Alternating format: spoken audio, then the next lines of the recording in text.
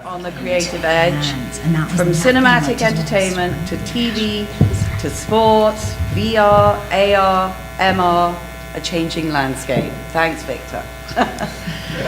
Anyway, I just wanted to introduce myself really quickly. I'm Louisa Spring. I'm a recovering lawyer. I've been a TV producer, and I got into VR and AR about 4 years ago. I worked on the Mini Cooper New York Times VR project, worked on a project with Innerspace and packaged that with John Rhys Davies, got him a deal with Oculus. Last company I was at, I brought in 3.2 million, and then they were bought by Walmart. And I've just done a really quick slideshow, just in case anyone's interested in talking to me, because I work with a lot of grassroots developers as well as Fortune 500 companies in working out what people need.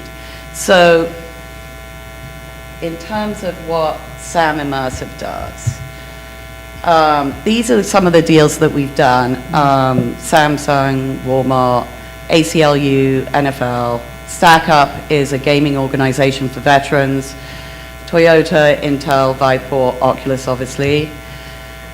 And we use our strategic partnerships to, link up Fortune 500 clients with the best in-class AR, VR, or esports production people that gives them the right kind of solutions and the right developers for what they need. And then as far as grassroots developers and independent developers, we connect you with the right people according to whatever your product is or your solution. We have worked with a lot of international companies. Right now we work with a Korean company. The time difference is fantastic. And also an Italian company. So I am up all day, all night. We basically help them with people. I'm sorry, my computer just died, so that's that. But if anyone wants to talk to us, we've done a lot of activations in esports for our grassroots developers, as well as some of the bigger companies. You can come up to me afterwards. Anyway, I'm really excited to, hi. My fault. Hi.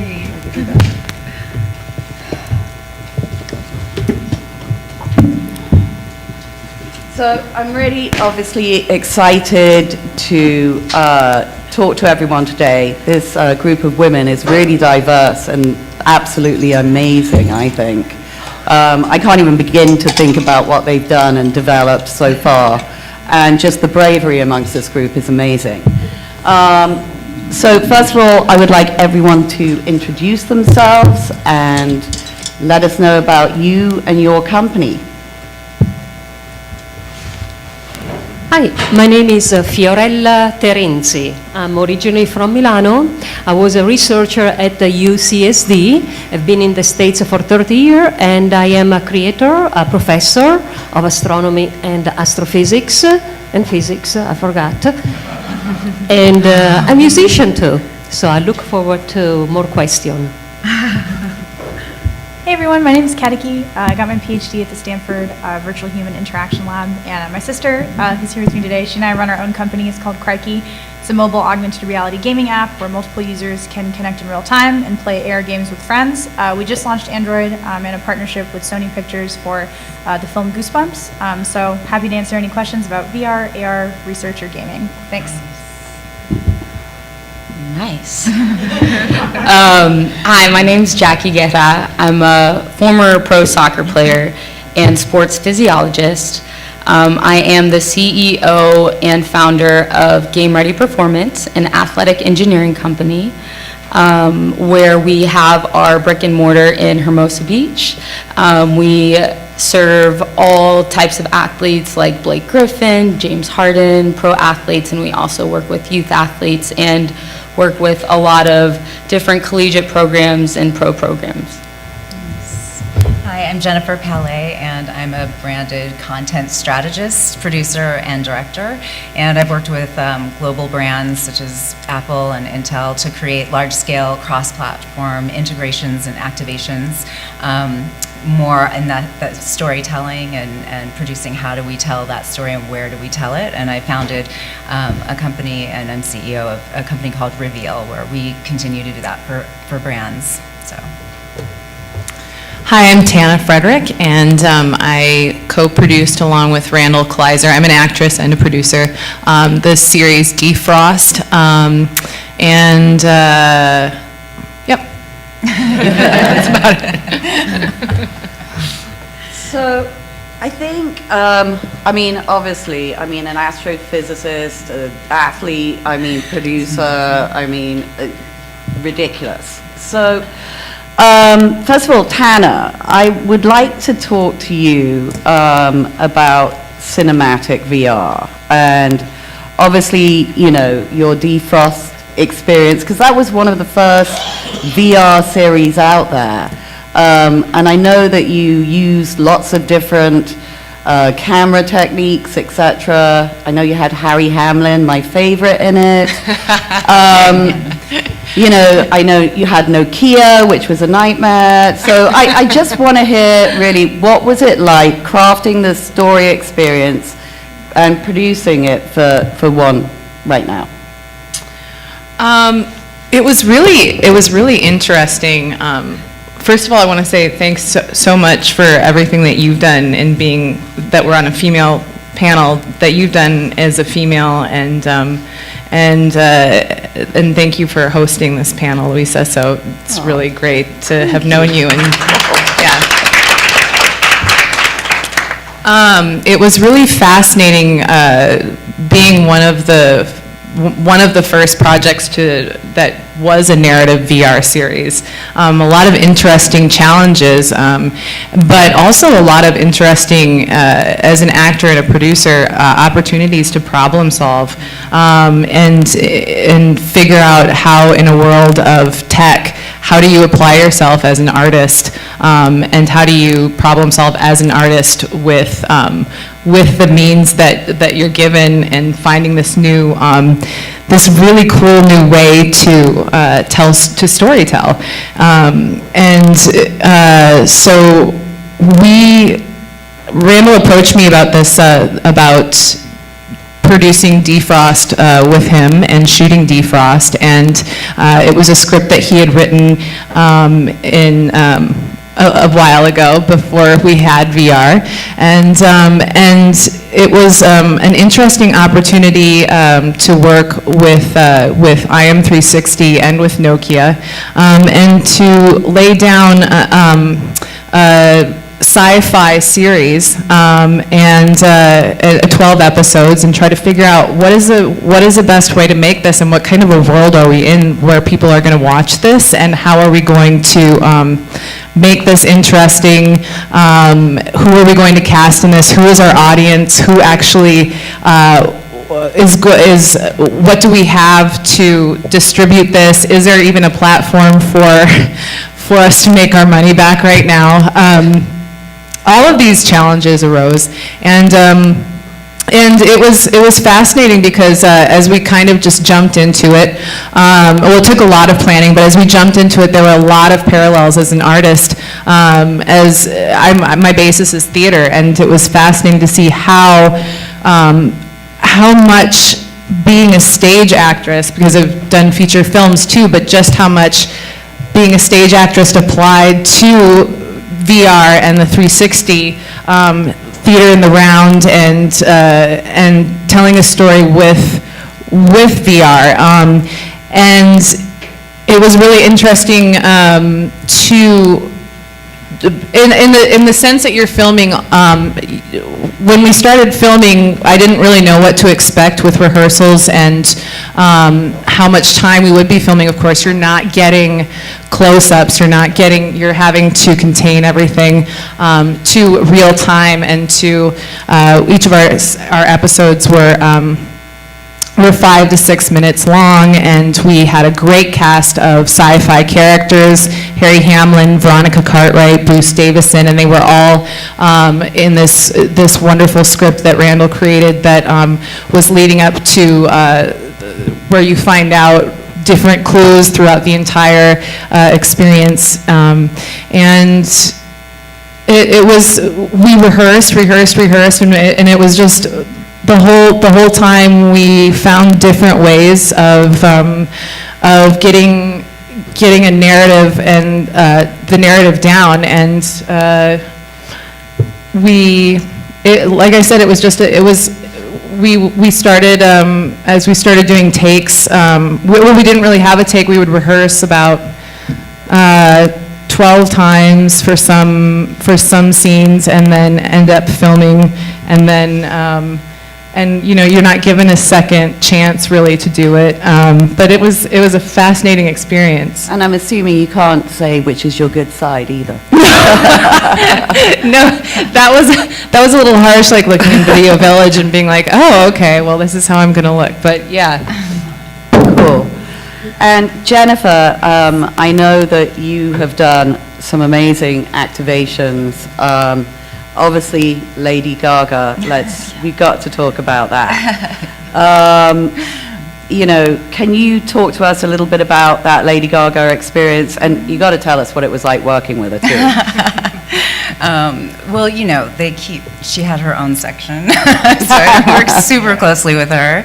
I worked very, very closely with her team. And what's always interesting to me, I come in usually as the social and digital person, but really I look at the whole story and what we're trying to tell, and I usually work with brands who are trying to tell a different story about themselves, and a lot of times that partnering, we talk about influencers now, but it's really talent, and it's saying, strategically who makes the most sense. So for Intel, who is innovative, they wanted to work with an innovative artist and show that they can really they can work closely and be a creative collaborator and create something together rather than just layering on, slapping a logo on something. So how do you show an audience on TV that you've co-created an activation on the Grammy stage? How do you do that? So it's that strategy even of like, how do we tell that story? So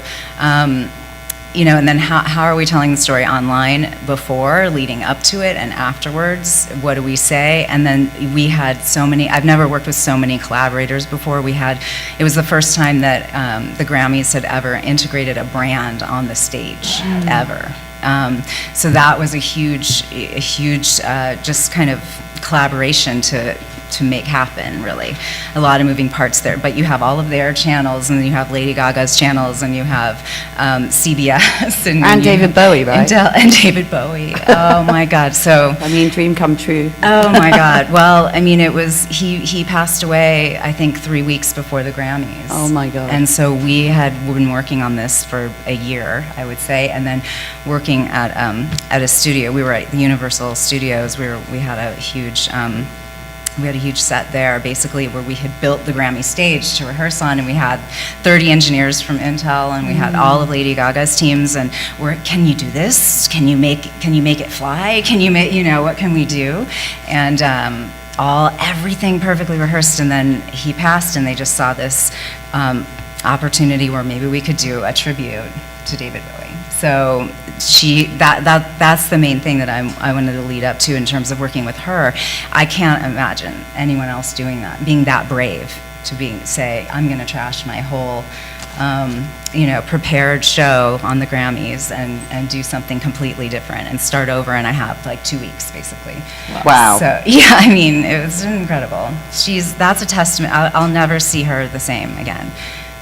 Because, and people would say, they were like, oh, she did too many songs. There were these things that people are like, this was wrong or that was wrong. You get some of that, and it's just like, you don't even know what she did. You don't even know. It was a miracle that happened, in the rights to the music, which we had taken, like 6 months to work on before, and then everybody just got together in like a week or something to do that. Wow. You know what I mean? That was a huge team effort, but I would say it's really amazing to see all the digital teams, how they come together for this kind of an activation when there's so many, the people on the TV side and all that, they don't really understand that digital side as much as we think that everyone's digital now, it's still confusing about how you produce content, you know, and tell it across platforms. And what makes it happen, digital people, we get it. We're like, okay, we know they said like, but, you know, so that's also a really exciting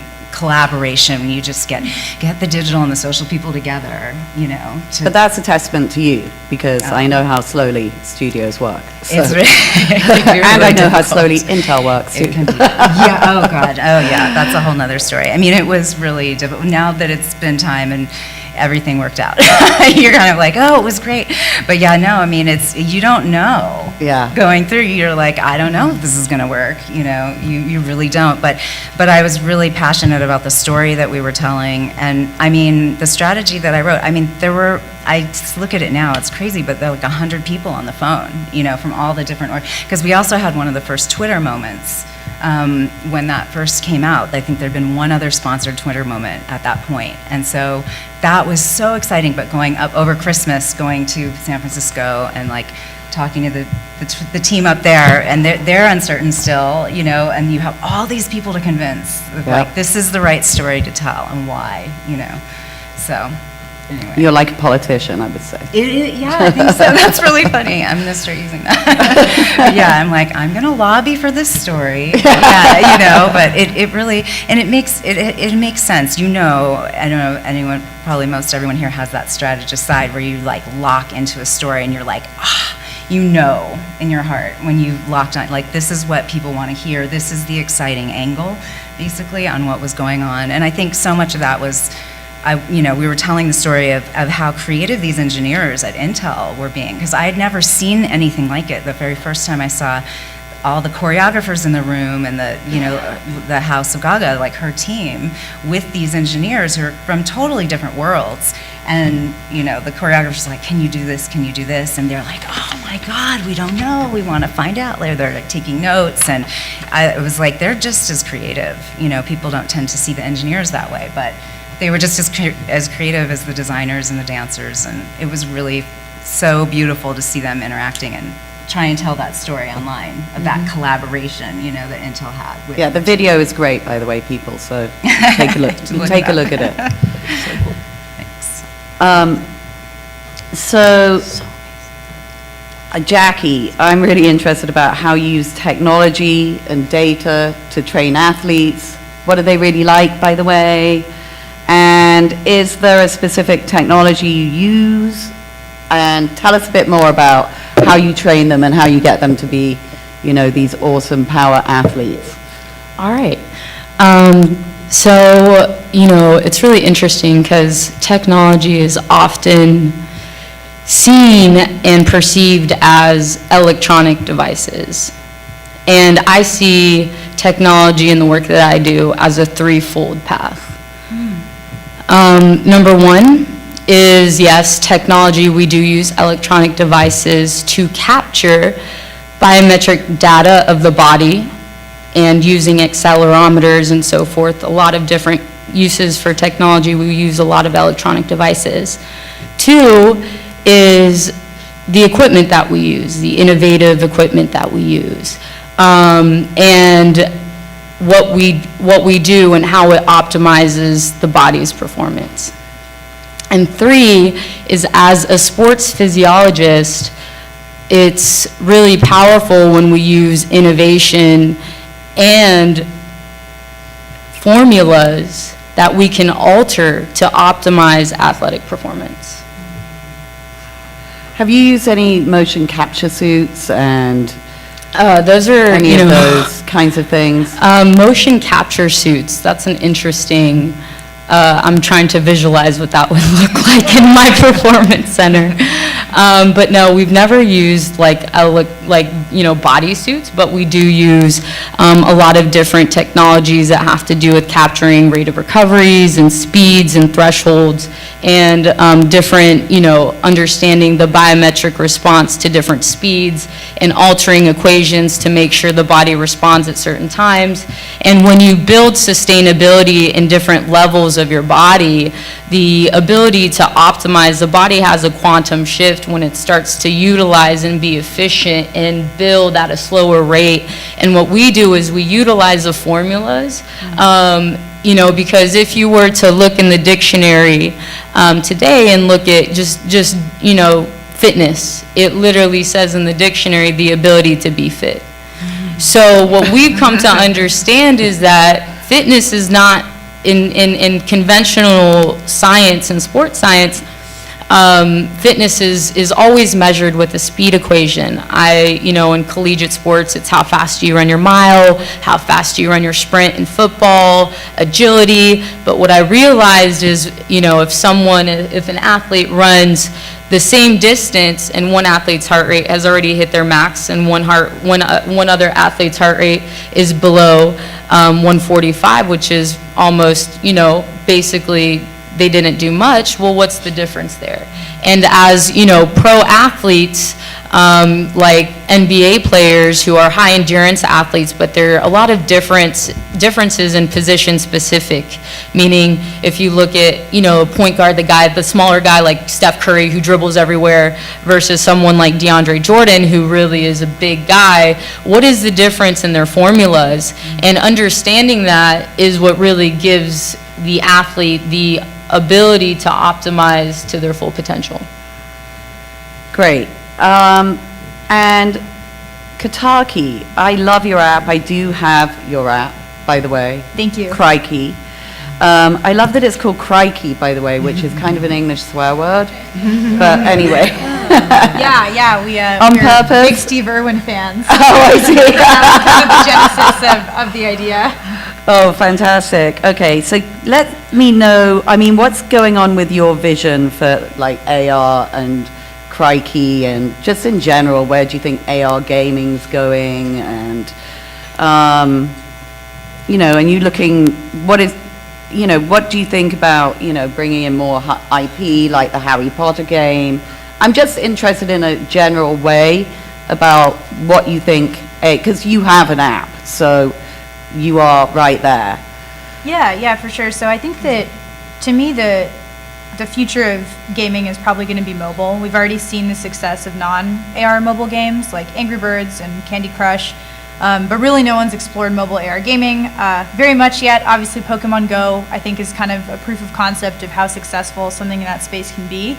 But beyond that, very little has actually been done for consumers. And so looking ahead in 5 years, what we hope to be doing at Crikey is sort of be the entertainment platform for augmented reality. So currently we entertain users in 2 ways. So one is multiplayer augmented reality games, which we build exclusively. So we build in-house every single game that we publish at Crikey. It's only available on our app, either on iOS and Android. The second way we entertain users is through our video feeds. So we cut together a highlight reel of people's gameplay, kind of a best of moments. People can post that video to our platform or also share it elsewhere as well if they'd like. We see actually that both the video feeds and the games are almost equally engaging, which I think speaks to how cool AR video content can be if we choose to produce it. And so going forward, obviously we want to do more with branded games. We think that's really exciting, and it was great to work with some of the Goosebumps characters. But honestly, even non-branded games like AR Tennis have been very successful for us, simply because they're so universal. Like everybody here knows what tennis is. We've all probably seen it on TV or maybe even played it ourselves. And same with augmented reality basketball. And then eventually, we do want to start to experiment with narrative inside of augmented reality games. What would sort of a potential longer-term game look like as well on mobile? And what was it like dealing with the Goosebumps people? How did that deal happen for you? Yeah, that's a good question. I think our approach with starting Crikey was really that first we wanted to have a solid technical foundation for the product. So we spent probably the first 12 months of the company developing the camera with proprietary computer vision so that objects could interact correctly with the real world. Building on our mobile video solution. It's very challenging to do video right on mobile. How do you get videos to play right away? Even in low bandwidth markets, that was of high concern to us, especially as we prepared our Android app. And so we kind of wanted to make sure the technical foundation was in place. And then I actually ended up just giving a talk at Sony about my dissertation. And then they were interested in the work we were doing, and it kind of went from there. That's great.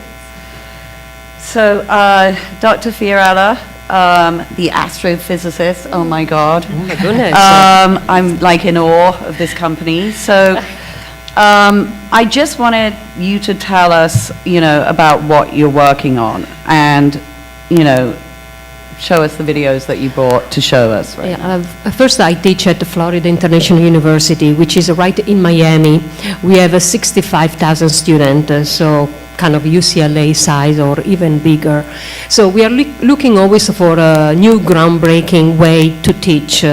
Astronomy, physics are challenging subject, but we have a great technology and we have a creativity and imagination.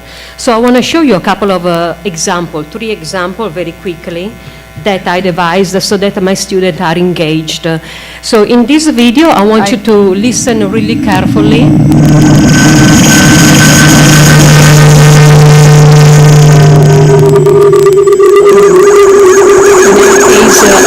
I want you to pay attention because these are actually real sound from space, from a radio galaxy. So our technology is also a radio telescope and a software that converts radio waves into sound. So it's acoustic astronomy. Our student can play with acoustic astronomy, can mix them up in composition, when they go dancing, they use a pulsar, this a rotating star, pulsating as a cosmic drummer, so the student becomes an active learner. My second... Could you play that again, just for a second? Actually, Sure. Soak that up. yeah. And actually, what's amazing is that this sound of this example belonged to the Jurassic time on Earth. So we were not here. Dinosaurs were on Earth. They come from a galaxy 180 million light years away, nearby Virgo and Leo constellation. But again, students, they want to play, they want to jam with the cosmos. They want to dance, so those are our tools when we teach concepts that are difficult for them to understand, like radio astronomy. I know I have a little time, so I'm going to accelerate. No, you've got lots of time, don't worry. Really? A little bit more. Now, why is it important to use imagination? Because really the discovery of science, of astronomy and astrophysics, they need to connect with our students and with you, right? We want science to make us feel something. They want to be part of our life. This discovery, they have to open up our new way of thinking. So yes, as my PowerPoint says, I am a scientist which is moved by an artistic sensibility. So you may think that the fashion or haute couture has nothing to do with astrophysics, right? Well, if you are a big fan of Versace and Gucci or Ermenegildo Zegna, what we did for their catwalk in Milan was to use the sound of space. And the model, they were walking on the Tempo Pulsar. So we went also in Harrods in London with 25 front window store with astrophysics as the theme. As the New York Times says, Zegna Big Bang. Yes, let's have fun with astrophysics. So look at the first melding, and our student can relate. So the video started with the Big Bang. We are flying through space. You hear sound next to every celestial object. Too bad you can't turn off the light. Can you see the screen? So? Not much. Okay. So passing by every pulsar, radio galaxy, quasar, you hear a sound. And we went also live when we reached Milano, the Palazzo Scintille. We went live on the audience, so the audience was catapulted into the universe. Here we are reaching planet Earth, and you will see the ceiling of the Palazzo in Milan, and that's where the catwalk starts on the tempo. So here's the audience catapulted. into, and you will see these Escher type of images of this model with these 4K resolution images straight from the Hubble Space Telescope. I can't even tell you how much publicity Ermenegildo Zegna got worldwide. Just to give you an idea of the frontier, we are women on the edge. We are women creating, pushing the envelope. I believe in education. Education, I do believe, will be the next field for augmented reality. We are working toward that because we want to form well-educated people. We want, I mean, can you mention to me a Nobel Prize right now that is alive? 3 scientists Nobel Prize that are alive today? We don't, right? Because, can you mention the name of the Kardashian? So, you see my point. I wanna push my student to be well informed. We are in a very critical time, and we need to make informed decision. Science has really a great power. As I can say, and I say all the time, science is empowering and engaging. And above all, it's really transformative. The knowledge we acquire, our student, the tool, once they are engaged forever. Now, here's a last example. I'm talking too much? No, we're loving it. Okay. You know, we are moving with our university away from students sitting down like you are doing today. Why? Because we want them to walk around. So it's a 360-degree classroom within a planetarium. And when we teach physics and astronomy, they are actually doing something. This wire is electricity, right? My makeup has some sort of friction in my foundation. So everything, makeup, fashion, sports, augmented reality, they become a part of a class experience. Actually, what I created is Let's Get Astrophysical.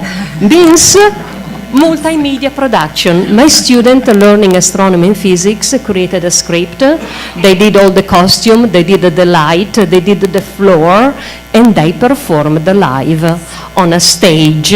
So now they learn time management, cooperation, public speaking, and you know, you don't have to perform, you can be backstage, but everything you're gonna see in Let's Get Astrophysical was done by my student.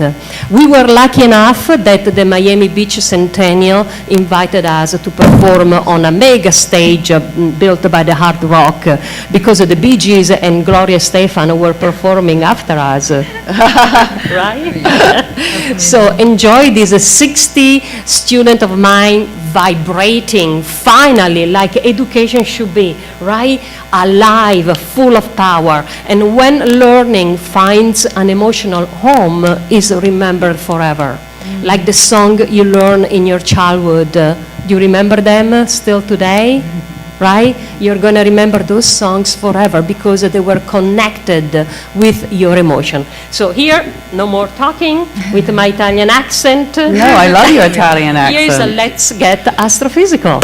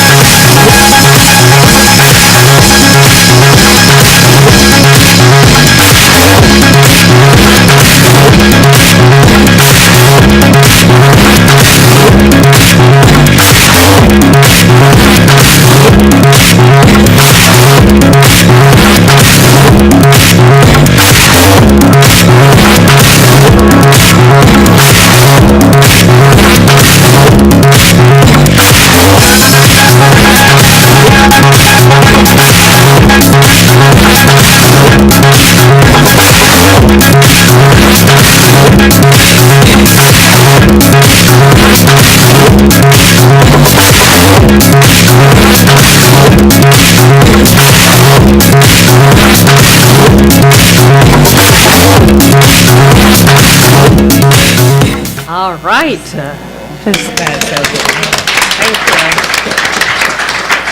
Thank you. And by the way, I've been invited by Channel Island University in Camarillo in Ventura to put together Let's Get Astrophysical for spring.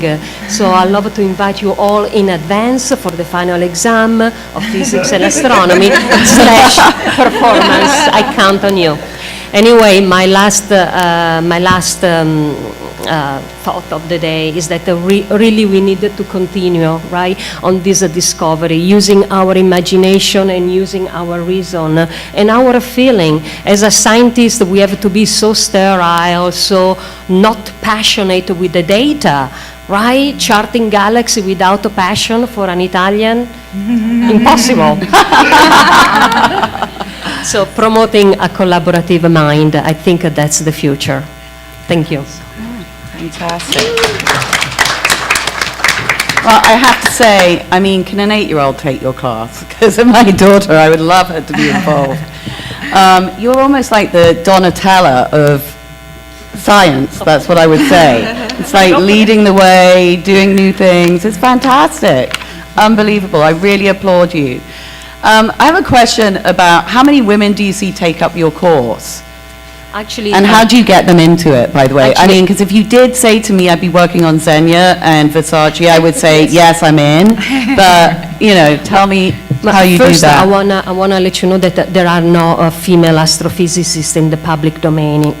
I don't understand why all male scientists are so famous. They go on TV, they have TV shows, and I guarantee you there are amazing female colleagues, no accent, stunningly, very, very well prepared, but they don't get TV shows.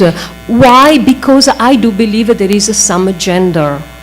And I hope in the future to have more female astrophysicists. I noticed in my 18 years of teaching that, you know, at the very beginning, only few. Right now, there are 30-40% are a young girl. Why? Because Fantastic. they see me and they say, oh my God, I want to be like you. They don't want to be like, you know, the boring scientist. We can talk about the lipstick and the nail polish and the idea you had and the sports. And finally, they can come to me and say, hey, about Lady Gaga. And they ask me, can I be an actress? And I say, yes, of course. Can I be a musician? Yes, of course. But you can also be a biologist, an engineer. Do both. They can do both, my student. So yes, a huge increase because of the role model of the teacher, of the professor they see. I really hope to see more women because we are the role model for this young girl getting into science. Yeah, I think that's pretty important. I mean, I think that's so, so important. I mean, you know, obviously I grew up in an age actually without computers. I'm not saying how old I am, but, you know, my dad was the head of Atari in the West Midlands, so I grew up playing games when I was 7 years old. So, and that was a very long time ago, but it did inform me that there was no barrier to entry for me. So, I think that's very important to inform girls at such an early stage, and I really, really applaud what you're doing. I think it's amazing. I want to ask the rest of the panelists as well, kind of, you know, how you've been, you know, working with other women in the industry, or have you, I mean, I don't want to go very negative on this or anything, but I mean, you know, some of the positive maybe experiences that you've had working with other women in the industry? Anyone, apart from Gaga? I mean, and she was amazing.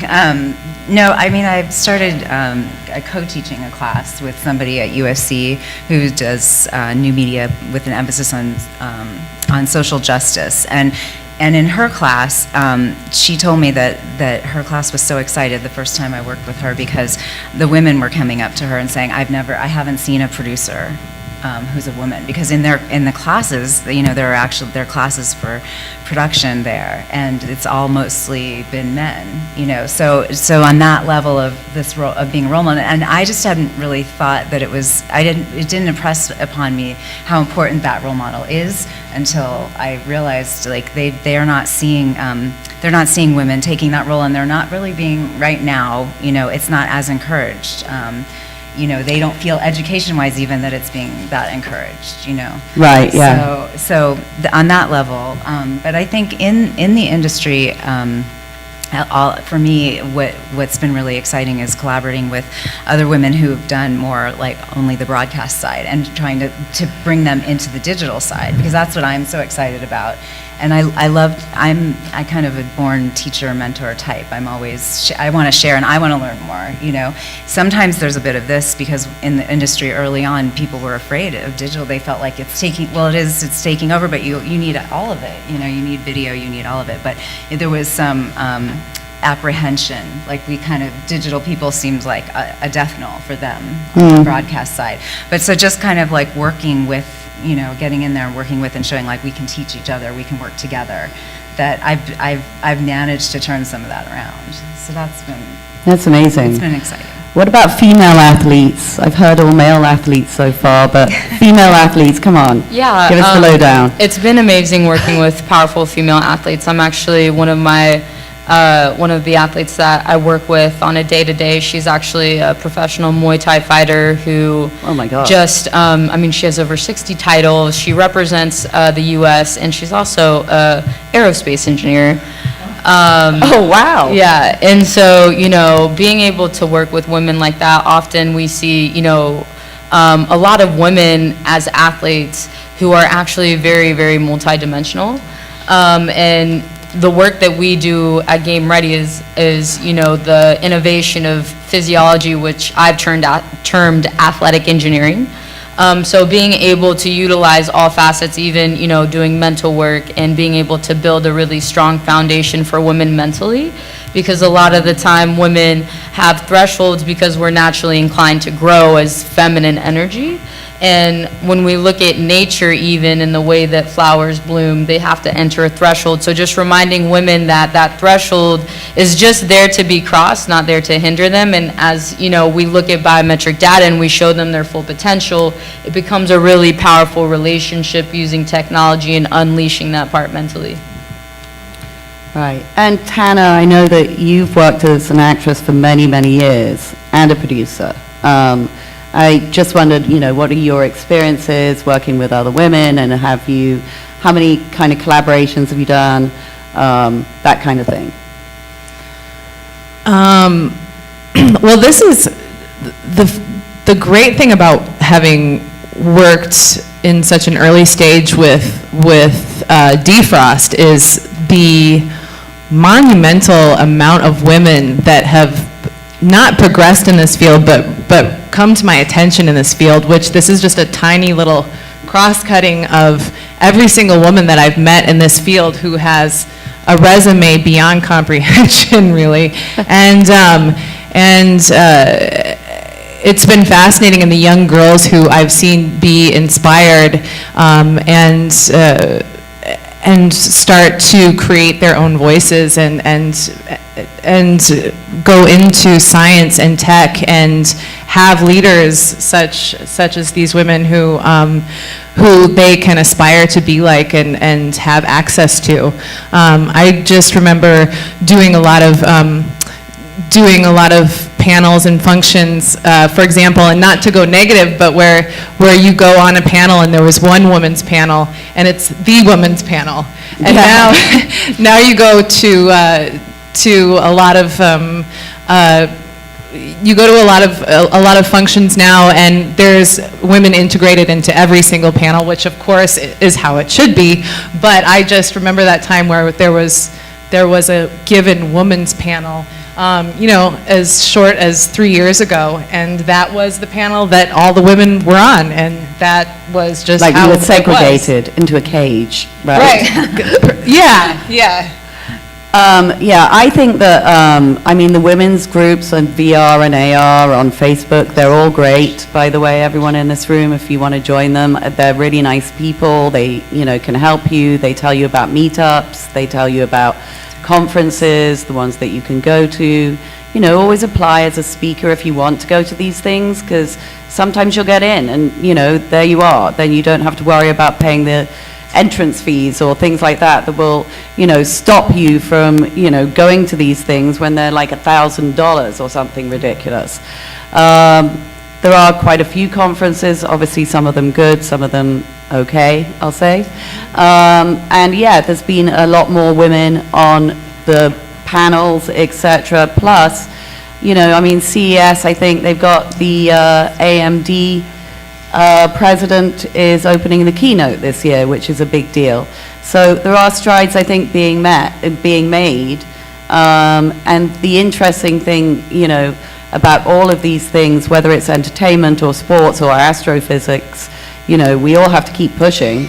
So it's so amazing to, be on a panel with women who are doing that. I honestly just only faced kind of opposition because when I first went into it, because I'm not a developer, people would be like, well, what do you do? And I'd be like, well, you can make your product, but they won't come.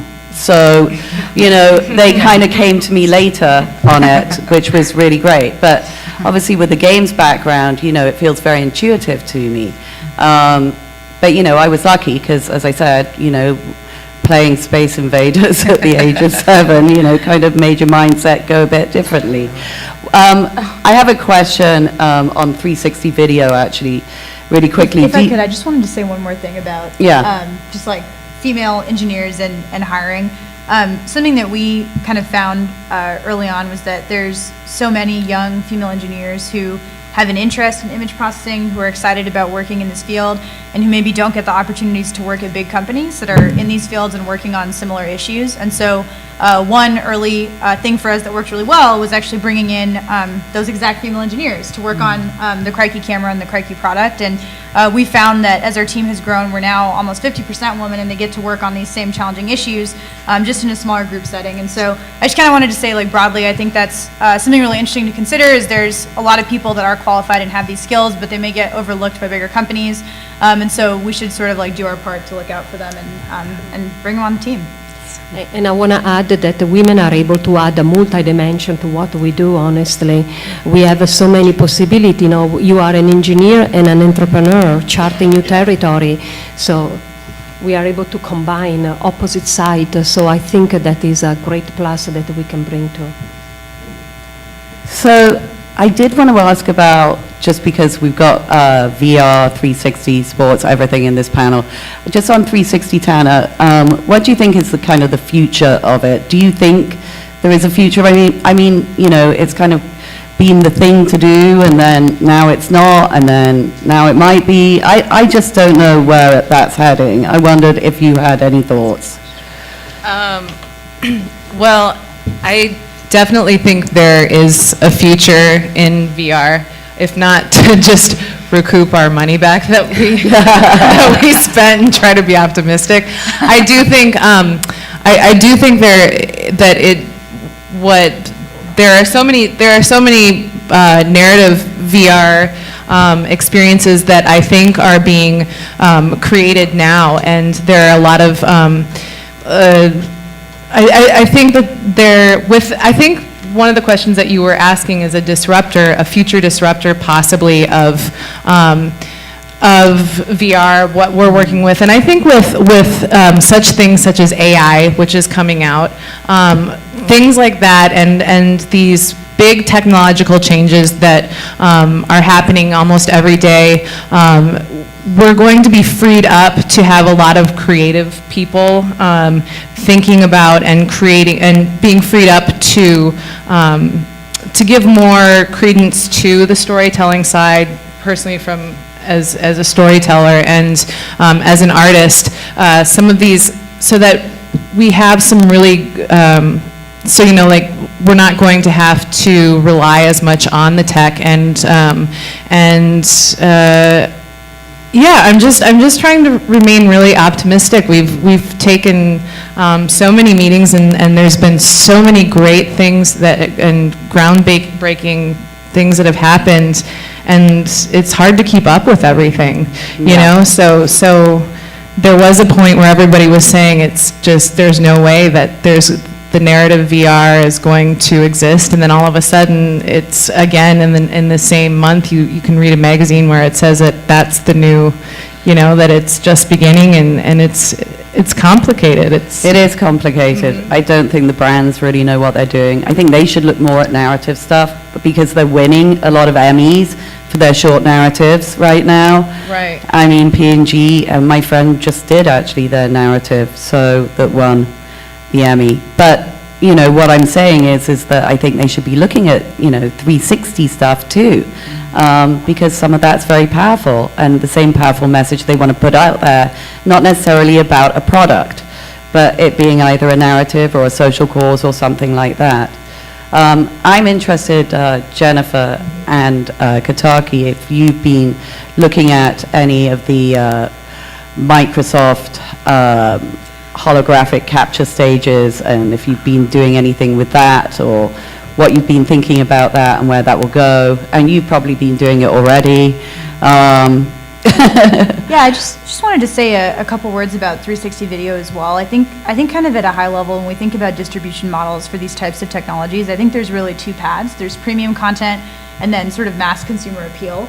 And my sense is, I think for all VR experiences, whether that's only using CG or using 360 video, I feel that they are going to be largely premium experiences and premium content that people will develop, maybe at a movie premiere, or maybe users are paying for this on their, you know, Oculus Go headset or whatever. And then I would say the same thing about something like HoloLens or Magic Leap, where ultimately those are going to be premium hardware devices on the market because they retail for such a high price that unfortunately most people may not be able to afford those even in the next 5 years.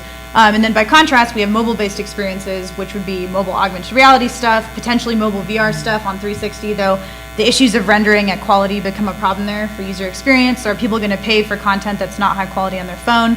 But that's what I would say in terms of like paths of distribution, is like premium content that we know users are willing to pay a good price for, and then mass consumer content that may be free, potentially with an ads or like in-app payment model to monetize off of it. I personally haven't done anything with like full body or volumetric capture, but I think that would fall into like the premium content bucket as well. Right now, I think it would, yeah. Yeah, for sure.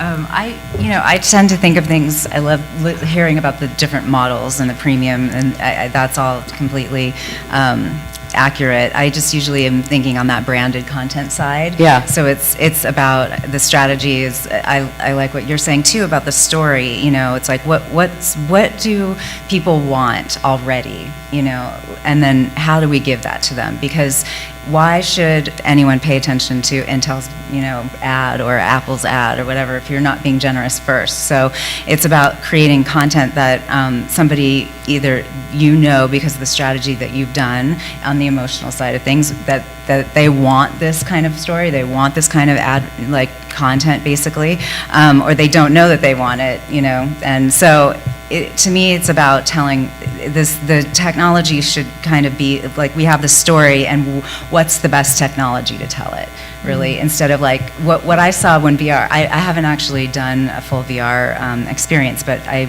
worked on one a little bit with Intel. We were pitching one, and then I did like 3 months of research, early days, talking to people and directors and this type of thing. And what it felt like, because it was the new thing, brands were wanting to inject it in, like, oh, let's tack it on. Yeah, like, exactly.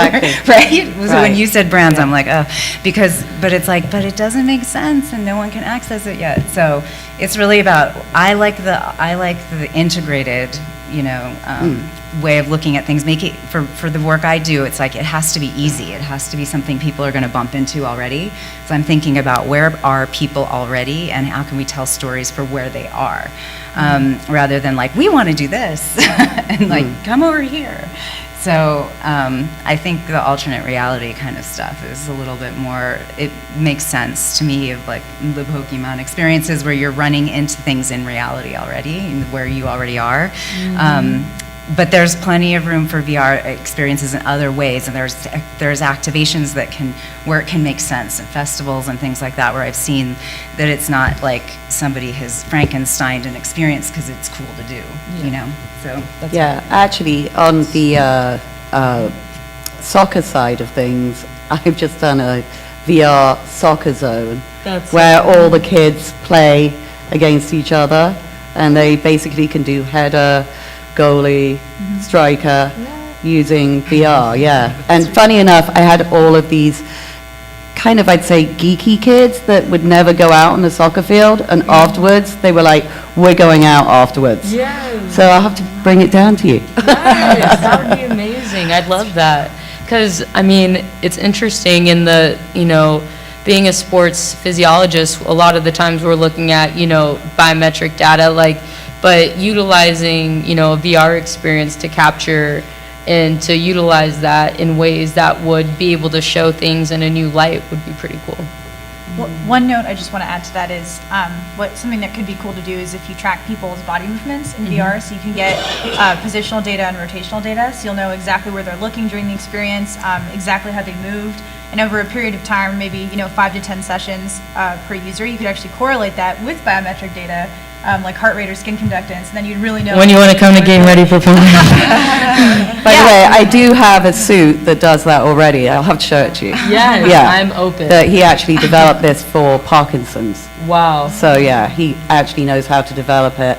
And then you can actually have the AR figure on your table, Oh my almost God. like telepresence. Wow. So yeah, I am open. great. So I think that we should have some questions. I think I'm out of them. Okay, and I know that everyone's going to probably have questions for all of these amazing women. Okay. My question is about the education that you both have received. Where, I mean, did you go specifically for marketing, branding, or how did you get it so that it was really a good mix of both technology and marketing? Talking to me? Oh, to all of us. We were talking about content. Content most of the time also shape the technology you want to use for the purpose.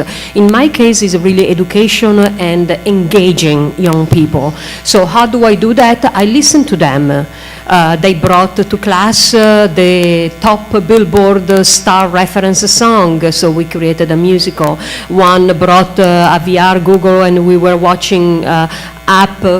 We were actually classifying the most popular app in astronomy for virtual reality. So it's really by listening to what my students want that I'm going to shape something together with them. Am I answering your question? What is for Mark? Where will we go next? I tell you where we're going next. Personally, this is my personal belief. I think that I know most people think education is not profitable. I think actually will be the next most profitable wave will be education. Not the way you were taught, not the way we were taught.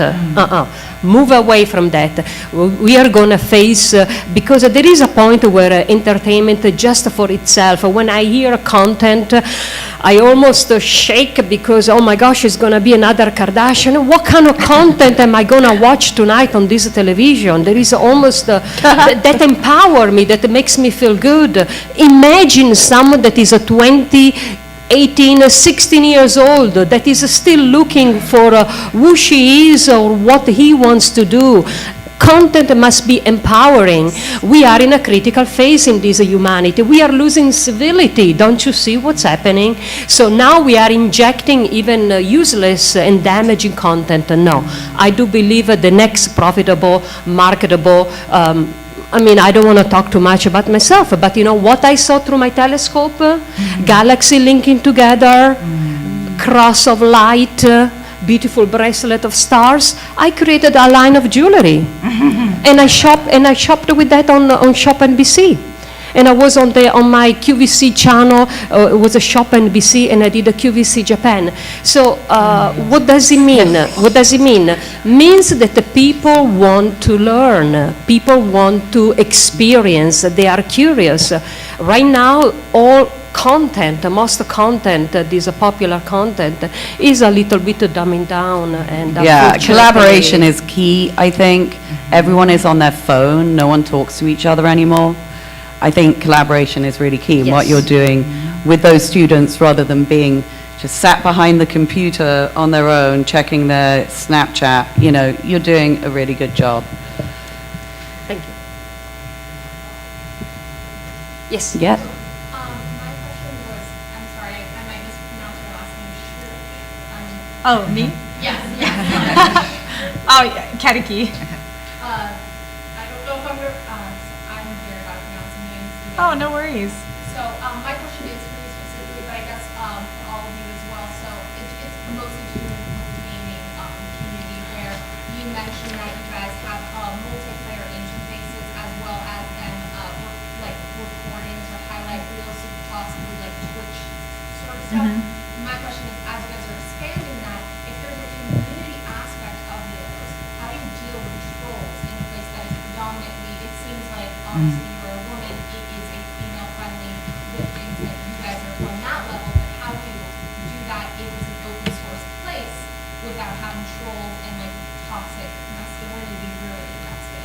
Yeah, that's a great question. So I'll start by saying that we do have a lot of young women on our platform. So our user base is predominantly teenagers, and a large proportion of those are teenage girls.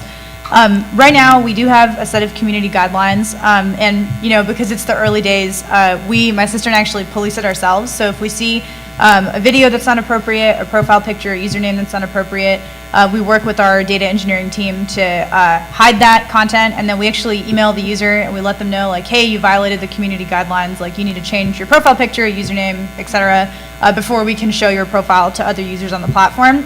It is a social platform, so this stuff does come up. Unfortunately, more often than we would like. That's kind of the nature of people getting to generate their own content. And I think how to do that at scale, it's not something we have an answer to yet. Even YouTube continues to struggle with this problem. They have a lot of complex algorithms, but you can't filter for context. And so we have algorithms too that check for inappropriate behavior, but ultimately it comes down to users being respectful of each other and self-policing to a degree. And then we, the company and the team, also watch things quite closely. Yeah, there is a platform called Caffeine that is kind of like Twitch, but it polices the environment a lot more than Twitch. And it's for gamers, and they're brand new. They've just launched. And I think they're very into kind of the gamer community, but the positive aspects of it, and they won't tolerate the troll aspect. So I think when if you were looking at streaming your game or whatever you're doing, you look at going to a platform like that might be, less users, but you're not going to get so much trouble. Or even, we just did a stream with Machinima, and Machinima, they have some very good guidelines as well. So, you can't jump into it right away, is what I'm saying. But yeah, if you're going the Twitch route, you're kind of, or any of the other open sources, you kind of are laying yourself open to that, unfortunately. They're just obviously idiots who can't get laid.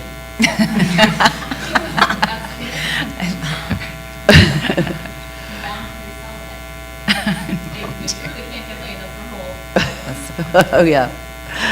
So, are there any other questions or anything like that? I just wanted to throw this out. I mean, I'm obviously a huge fan. I have a personal connection to Jackie. My son is overseas killing soccer, largely because she transformed his body into his body. He's 80.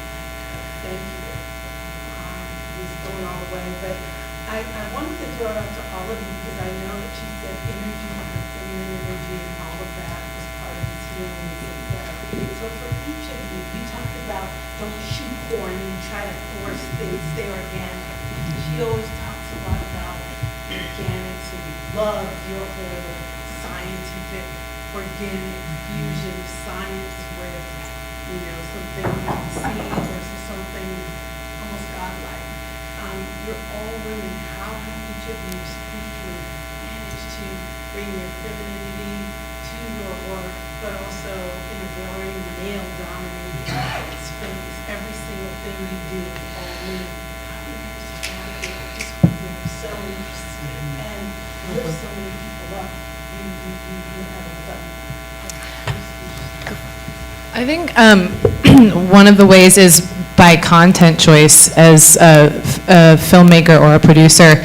Like, for example, Defrost, what you're doing is you're actually experiencing, and what I think is really cool about VR is that you are given the chance to, and women bring this to the table, I believe, not that men don't, but women especially, be an empath or experience empathy or create more experiences which are more empathic. And in Defrost, you are going through 12 episodes where you are viewing the whole entire episode, or each, you're viewing the series of first season from a point of a woman who is in a wheelchair who can't move and has been cryogenically frozen. So you're taking in all of these familiar faces who are well-known sci-fi characters. So somewhere in your brain, and we've actually done in the melding of like empathy and science and telling stories, all three of those aspects. You're viewing this whole thing you're viewing the experience from the point of view of a woman, which is very interesting. And men and women alike have reacted to this, and I think anytime that you can use an art form to sort of, to have people transcend their sex or gender, or even in our case, sometimes people we've played this for stroke victims who have actually taken the headset off and thrown it across the room, because it didn't inspire, but it created emotional recall, and that's been really fascinating, as a female, just doing like content that evokes some sort of emotional response. And with Defrost as well, we've done some experiences where, and I think this is trying to get to the root of sort of a human experience versus gender experience is I think important for me as well. And what has been really interesting about Defrost is we've had several experiences with different scientific, for example, we had a scientist in Switzerland who did a study about body transference with Defrost, and how when you're lined up from a first person point of view, how your avatar can actually, might be able to be created through a first person point of view in a narrative. And then there are other experiences too, which I was going to say about the soccer experience, about utilizing something for soccer, where there might be a potential for our project to utilize, at one point you're being wheeled out and you're in front of a huge crowd, and where you can sort of help people to overcome social anxiety, and so there's a lot of, as you're talking about how much she helped your son, I'm just thinking, with VR, how many experiences are there that you could have a child go through with experience, That's crazy. yeah, with training. Yeah. Like on the field. Yeah. Like, that's really pushing that threshold. Yeah, I remember I was terrified as a child of being kicked in soccer, so it was like, I just remember all the boys used to come up to me and kick me. So Oh, no. It's fascinating to think about. That's awesome. I've always thought in terms of being able to affect change in a kind of almost a subversive way with strategy, because I'm being brought in at this very early stage that sets up what story we're going to be telling. So I've just always make sure that every story we're telling is from a positive point of view, because in the past, marketing can be like, this is what's wrong with you and we'll solve it, and I'm like, no, it's got to be an empowering message. And even I've been brought in on, I was doing for like Ubisoft's new Far Cry 5 game that was launched last year, which is all about killing people, like that's the whole game. But the campaign I came up with was about love, and whether they were really registering that or not, they loved it, so it didn't really matter. But that's always, if you're going in that direction of connection, that's always going to be better for you, even marketing-wise, even money. I end every strategy with, and it's going to make you more money, because I believe also that you don't have to, you can work in a feminine way, you can work in a healthy way, in a healthy environment, and still make money and be profitable. And I think you can be even more profitable. So with the company that I just started, I'm really very adamant about that everyone work, it's most all women right now, and like everyone go do what you need to do and take care of yourself. And I feel like for my company, I just want to see, can that just be a profitable model that everyone can just work? Because in my industry in advertising, and I know in entertainment and as well, there's these really ridiculous hours, but a lot of it is because people aren't thinking strategically, and they're not thinking about the best way of doing things, and so everything gets pushed and people's lives get really scattered that way and get really, but the other thing too is, it's for me is always about connection and how people are starved for connection right now.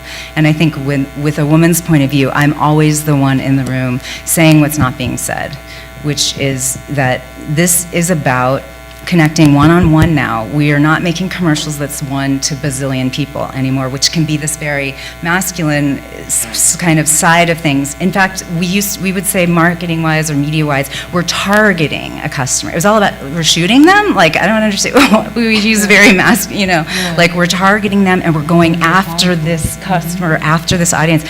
Whereas now we're attractors. We realize we can't go after anybody. We can just show who we are as brands or people, and then let people come to us. And so even, it's a very much more feminine way of marketing now. We have to understand that. And when we're online talking to consumers as a brand, it's about, these are individual people. We're giving individual messages that have to connect one to one to one, especially because of the other ways we're seeing messages on our phones. That's like the part of our human body now, practically.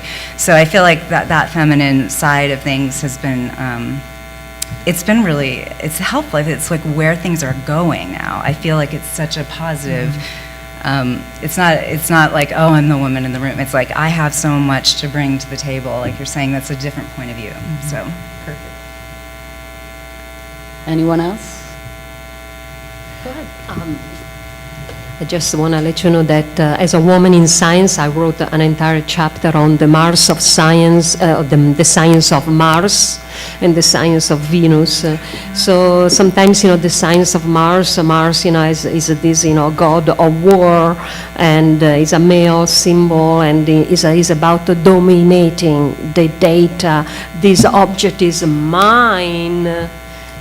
Vice versa, the science of Venus, the science of women is about this object is ours. So it's more of a collaboration, it's more of an harmony, it's more communing with the universe. And the curriculum we teach, electromagnetism, is as important as the class experience, where the student can flourish. The student can find herself, the student can target what she likes, he likes to, without being afraid to express themselves. And all accents are welcome. And one good thing about Miami is that I'm not penalized because I have an Italian accent. Gotta love that. Anyway, I want to thank all of these amazing, amazing women for coming here today.